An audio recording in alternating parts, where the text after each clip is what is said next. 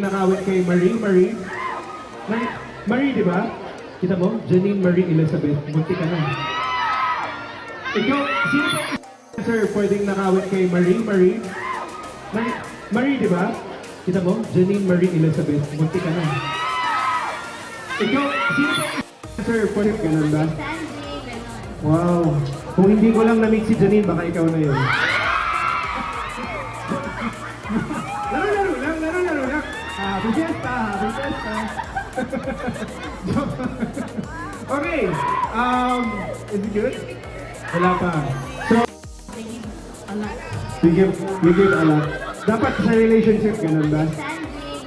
Wow. Kung hindi ko lang na-meet si Janine, baka ikaw na yun. Laro lang. Happy fiesta. Okay. Is it good? Wala pa. So, wow. Wala lahat sila lover and loved one. Bakit ka lover and loved one? Ano yung special quality mo na kaya mong maging lover and loved one? Feeling mo ba pag binubuhusan ka ng pagmamahal, ready ka mag-receive? Talaga? And then pag ikaw yung magbibigay,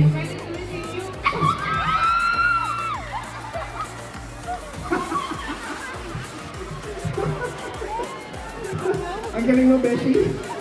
Happy fiesta. Alright. Okay. Sino yung mas okay na sagot? Si Marie. Lover and loved one. Saan ba pwede dumaan si Marie? Ha? Diyan ka lang muna, Marie. Teka lang ha. Pag ready na kayo doon, sabihin niyo lang ako. Pag ready na ka. Marie, interviewin niyo na siya. Marie, do you have a boyfriend?